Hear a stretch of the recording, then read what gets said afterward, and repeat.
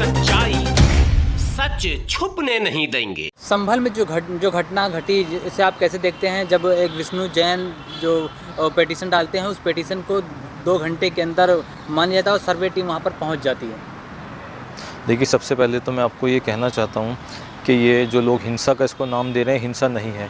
ये भारतीय जनता पार्टी, मैं पिछले 3 दिन से ये बात हर प्लेटफॉर्म पर कह रहा हूँ, सोशल मीडिया में, इलेक्ट्रॉनिक मीडिया में, प्रिंट मीडिया में, कि ये हिंसा नहीं है। ये पूरी तरह से भारतीय जनता पार्टी के द्वारा समर्थित लोगों के द्वारा एक सुनियोजित तरीके से एक दंगा कराया गया है, क्योंकि उनको एक माहौल ख़राब करना था। और मुझे देख के ये हैरानी होती है कि जिस तरीके से याचिका कोर्ट में दायर की गई और माननीय न्यायालय द्वारा उस पर तुरंत संज्ञान लेते हुए 2 घंटे के अंदर ऑर्डर भी पास कर दिया गया और 2 घंटे के भीतर ही उसी दिन के अंदर सर्वे टीम भी चली गई।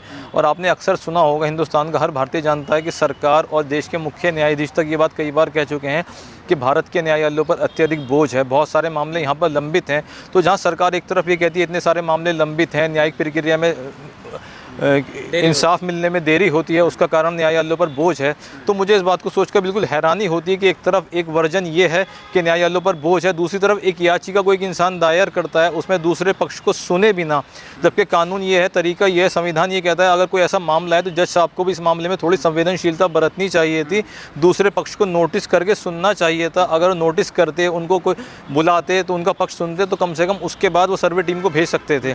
लेकिन उन्होंने याचिका को तुरंत सुन लिया, तुरंत उस पर फैसला सुना दिया, तुरंत उस पर उसी दिन जो है सर्वे टीम को भेज दिया और तुरंत कलेक्टर और एसपी जो है फ़ौरन सर्वे करने भी चले गए। तो ऐसी कौन सी जल्दबाजी थी सरकार को या न्यायालय को जो इस मामले में इतनी तेज़ी बरतनी पड़ी उनको? इतनी उग्रता क्यों हो गई? आखिर वहाँ पर सर्वे टीम पहुँची तो पथराव क्यों होने लगा? क्यों दंगे जैसा माहौल क्यों बन गया?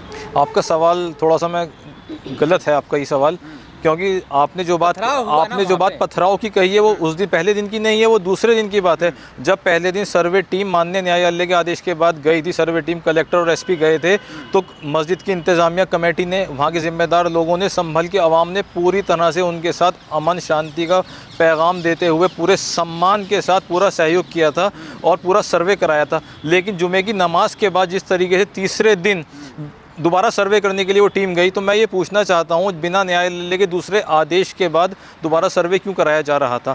जब कोर्ट ने एक बार आदेश किया तो सर्वे हो गया, उसके बाद जब दूसरा बार वो सर्वे करने के लिए गए तो दूसरा आदेश लाने की ज़रूरत थी या नहीं थी? तो दूसरा सर्वे बिना आदेश के क्यों किया गया?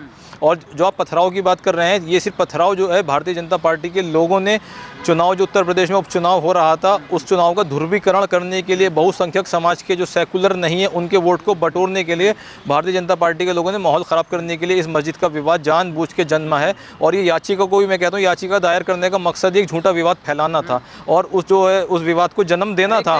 हरिहर मंदिर है, उनके कहने से क्या होता है, जब एक बार कोर्ट ने आदेश दिया था, वो तो हर मस्जिद को ये कह देंगे कल को हरिहर मंदिर था। हमें मंदिर से कोई एतराज़ नहीं, कोई आपत्ति नहीं है, किसी की भी इबादत गाह से हम लोगों को कोई परेशानी नहीं है, जिसकी इबादत गाह है वो हमारे सर माथे पर है। लेकिन हमारा संविधान सबको वर्शिप एक्ट देता है कि जिसकी जो भी इबादत गाह है वहाँ आपको आप उसको इबादत करने दें। लेकिन जिस तरीके से भारतीय जनता पार्टी ने पिछले 10 साल में कभी मथुरा, कभी काशी, कभी कोई सी मस्जिद, अब संभल की जामा मस्जिद लेकर आए, जो माहौल ख़राब करने की कोशिश करते हैं, ये सिर्फ देश की जो हिंदुस्तान की जो गंगी जमनी तहजीब है उसको तार करने की कोशिश कर रहे हैं। बागेश्वर कह रहे हैं कि वहाँ पर प्राण प्रतिष्ठा होगा। अब देखिए, ऐसा ये सब भारतीय जनता पार्टी के समर्थित लोग हैं, उनके पाले हुए लोग हैं, उनके रहमो करम पे पलने वाले लोग हैं। ये भारतीय जनता पार्टी की, नरेंद्र मोदी जी की, मुख्यमंत्री योगी जी की भाषा बोलते हैं। जो इनको ऊपर से आदेश आता है ये वही बयान दे देते हैं।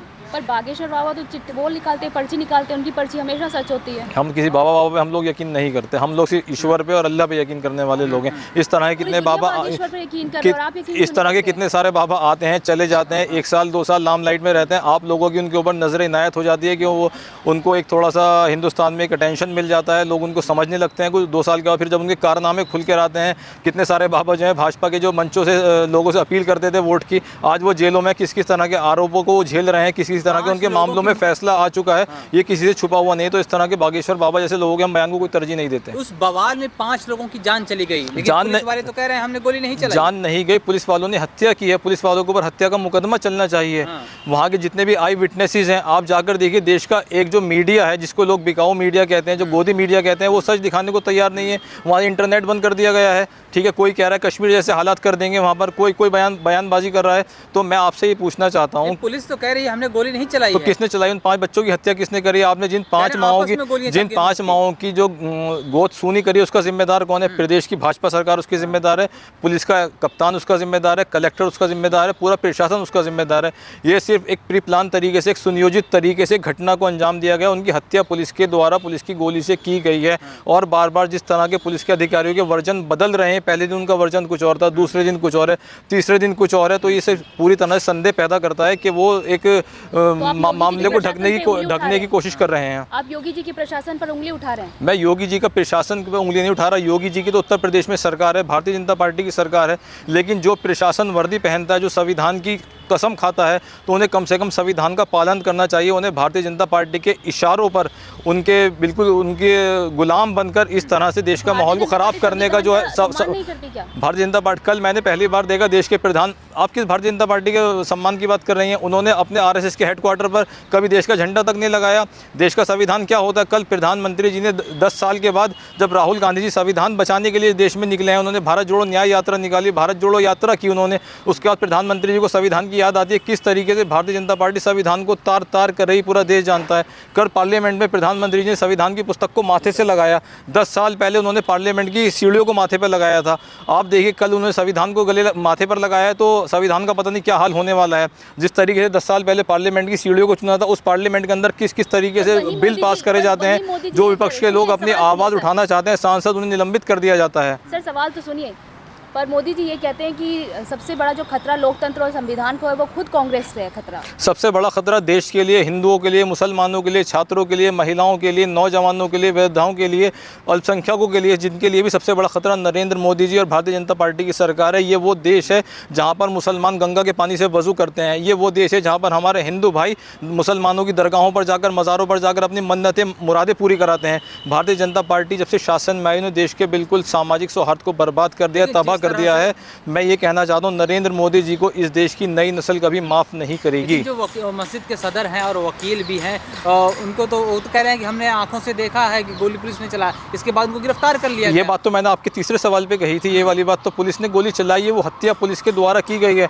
जो कल वहाँ के वकील ने कही, ये बात मैं पिछले 3 दिन से कह रहा हूँ। गिरफ्तार कर लिया गया ना उनको, इसलिए उनको गिरफ्तार, वो किसी को भी गिरफ्तार कर सकते हैं। उन्होंने दिल्ली के मुख्यमंत्री को गिरफ्तार किया था, झारखंड के मुख्यमंत्री को गिरफ्तार किया था। सरकारी एजेंसी का दुरुपयोग करके किसी को भी गिरफ्तार कर देते हैं और उनके ऊपर दबाव डाल के अपनी पार्टी में जब लेकर आ जाते हैं, तो उनके सारे मुकदमे भी ख़त्म हो जाते हैं, आरोप भी ख़त्म हो जाते हैं। भारतीय जनता पार्टी में शामिल होने के बाद में सारी चीज़ वो दूध के धुले हो जाते हैं वो लोग ही जो हैं।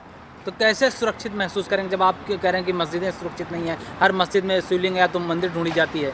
ये सिर्फ सुरक्षित कुछ भी तो नहीं है। देश में सुरक्षित क्या बचा है? महिलाएं सुरक्षित हैं। आप हाथरस की बिटिया को याद कीजिए, तो प्रधानमंत्री जी कहते थे बेटी बचाओ बेटी पढ़ाओ। हाथरस की बिटिया का बलात्कार हुआ, बलात्कार होने के बाद आप देखिए रातों रात उस बच्ची को उसके बिना माँ बाप की मर्ज़ी के उसको जला दिया गया, उन्हें मिलने तक नहीं दिया। आप देखिए बिल्किस बानो के जितने भी बलात्कारी थे, उनको कोर्ट से सज़ा हुई हुई थी उम्र कैद, उसको छुड़ाया गया। उसका भारतीय जनता पार्टी के लोग माला पहना कर उसका स्वागत कर रहे थे। तो कौन किसान सुरक्षित हैं इस देश में? भारतीय जनता पार्टी के काले कानूनों की वजह से जो देश उन्होंने अडानी को भेजा, कितने किसानों की जान चलेगी आप मुझे बताइए। छात्र दिन रात मेहनत कर रहे हैं, नीट का पर्चा लीक हुआ। महिलाएं हमारी जो देश के लिए ओलंपिक पदक जीत कर आती हैं, उन्हें जंतर मंतर पर किस तरह घसीटा जाता है, मारा जाता है। तो कौन सुरक्षित है इस देश में? कोई भी सुरक्षित नहीं है। भारतीय जनता पार्टी की सिर्फ मंशा सरकार बनाने की है, कुर्सी हासिल करने की है। वो चाहे कुर्सी देश के नागरिकों को, हम लोगों की लाशों के ऊपर गुजरते चले जाएंगे और सरकारें बनाते चले जाएंगे। कल संविधान दिवस था और संविधान दिवस के मौके पर प्रधानमंत्री ने जिस तरह से संविधान को सम्मान दिया, चूम रहे थे, और दूसरी तरफ आप कह रहे हो कि संविधान की धज्जियां उड़ाई जा रही हैं, तो कैसे आप इसको समन्वय बैठा पाएंगे आगे? हम लोग कांग्रेस पार्टी देश का संविधान बचाने के लिए निकली हुई है। हमारे नेता राहुल गांधी जी, नेता प्रतिपक्ष, हमारे कांग्रेस पार्टी के अध्यक्ष मल्लिकार्जुन खड़गे जी देश के संविधान को बचाने के लिए निकले हुए हैं। हम मरते दम तक, हमारी आखिरी सांस चलती रहेगी, हम देश के लिए लड़ते रहेंगे। बाबा साहब भीमराव अम्बेडकर का जो लिखा हुआ संविधान है, उसको बचाने के लिए हर दिन प्रतिदिन कोशिश करते रहेंगे। भारतीय जनता पार्टी के मंसूबों को कामयाब कांग्रेस पार्टी नहीं होने देगी। संभल की मस्जिद कैसे बचाएंगे? ये मामला कोर्ट में, न्यायालय में विचाराधीन है। हम लोग कोशिश करेंगे, उम्मीद करेंगे देश के में जो लोकतंत्र है, संविधान है, कि जज साहब उसका फैसला जो है किसी दबाव में ना करें, निष्पक्ष होकर करें। जिस तेज़ी से उन्होंने निष्पक्षता उन्होंने इस मामले में नहीं दिखाई, तो हमें उम्मीद तो उनसे हालांकि कम ही है, लेकिन फिर भी हम लोग जो है देश के संविधान को सर माथे पर लगाने वाले लोग हैं।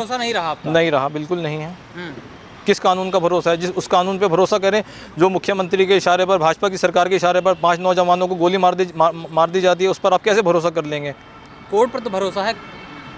कोर्ट पर भरोसा कितना है कितना नहीं है ये सब लोगों को जानते हैं। कोर्ट में क्या हो रहा है क्या नहीं हो रहा है। भारतीय जनता पार्टी ने अपने 10 साल के शासनकाल में जिस तरीके से कोर्टों के ऊपर दबाव डाल के अपने मन चाहे फैसले कराए हैं, कोर्ट के चीफ जस्टिस को राज्यसभा MP बनाने का काम किया है, तो ये सब बातें कुछ कुछ राजनीति की कुछ मजबूरियाँ होती हैं। मैं पूरी तरह से नहीं बोलना चाहता, मैं कुछ लफ्ज़ों की गरिमा रखना चाहता हूँ।